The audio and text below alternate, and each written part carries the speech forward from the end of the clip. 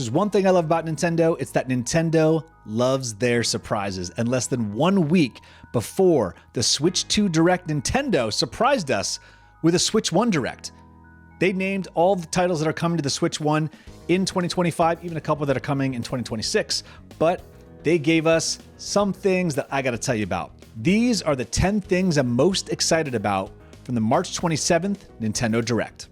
All right, number 10, Shadow Labyrinth from Bandai Namco. First of all, I love Bandai Namco. I also love Pac-Man, and this apparently is the next evolution of Pac-Man.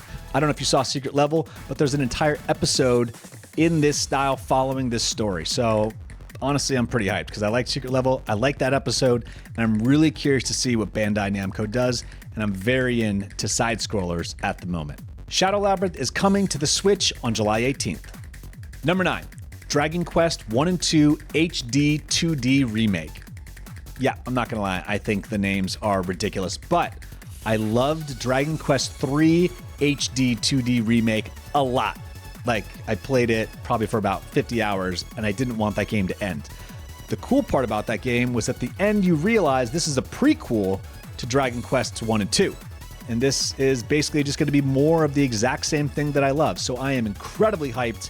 Dragon Quest 1 and 2 HD 2D Remake is coming sometime this year. Patapon 1 and 2 Replay was originally on the PSP. It's a real-time strategy game mixed with a rhythm game. I've not played it, but I loved the trailer.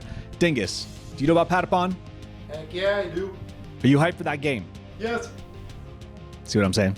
Rhythm Heaven Groove. Now, the last entry in this series came out 10 years ago on the 3DS. Rhythm Heaven Groove is kind of like if Guitar Hero met WarioWare, because each song has its own mechanic, and you have to do everything in rhythm, so much so that it says you can even play the game with your eyes closed, which sounds insane, but something I will probably try. Rhythm Heaven Groove comes out in 2026. Number 6, Tomodachi Life. I'm throwing this at number 6 because I was so confused as to what I was watching. I'd never even heard of this series that apparently was on the 3DS in 2013. But I'm watching the Mii characters breakdancing, fighting each other, having weird dreams. I don't really understand what this game's about, but I'm weirdly excited about it because Dingus said it was weird, and I like Dingus, and I like weird. Tomodachi Life is coming out in 2026. Okay, number 5 is one of those weird Nintendo surprises that I love, and it's virtual game cards. Virtual game cards is basically the ability to take a digital game and transfer it seamlessly to your other Nintendo Switch. Apparently you just gotta be locally connected, and then you can swap games seamlessly from one Switch to another. You're able to bounce your library back and forth as if they're normal game cards. I'm not exactly sure how it works with data transfer. Does the whole entire game transfer with the digital game card, or is it just the license to do so, then you have to re-download the game on the other Switch? I'm not sure yet. I'm sure we'll find out in the coming weeks. The other cool thing is that if you have Nintendo Online and you have a family group, you can share your game cards with other family members, one game at a time, for up to 14 days. Now, I'm really curious to see how this all fits in with the Nintendo Switch 2, because this is obviously leading into that. Virtual game cards will be available via a system update in late April. Number 4, Marvel Cosmic Invasion. Okay, I love a good side-scrolling brawler. I love them. Teenage Mutant Ninja Turtles Shredder's Revenge was one of my favorites of all time. It hit the retro vibes. It did everything right for me. And Marvel's Cosmic Invasion is made by the same studio, so I am hyped! From what I can tell, you can play as Nova, Captain America, Wolverine, Spider-Man, Venom, Storm, Captain Marvel, who knows who else. I don't know much else about this, but honestly, I trust that studio so much that I don't even have to read any reviews. I'm just gonna buy the game. Marvel Cosmic Invasion comes out over the holidays in 2025. Coming in at number 3 is The Eternal Life of Goldman. Now, this is my most anticipated original title from this direct. I don't know much about the game, but I do know it's a hand-drawn side-scroller, and you play a guy named Goldman, you upgrade your cane, and if you look at the graphics and the animation, they look incredible and so fluid. I'm getting like Miyazaki, Studio Ghibli vibes mixed with Hollow Knight, and I'm here for it. The Eternal Life of Goldman comes out over the holidays in 2025. Number 2.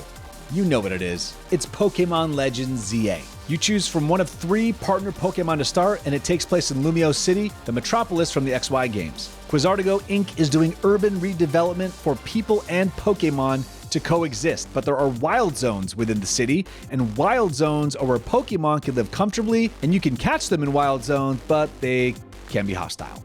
There's also Pokemon hidden throughout Lumio City, and when night falls, the ZA Royale goes down.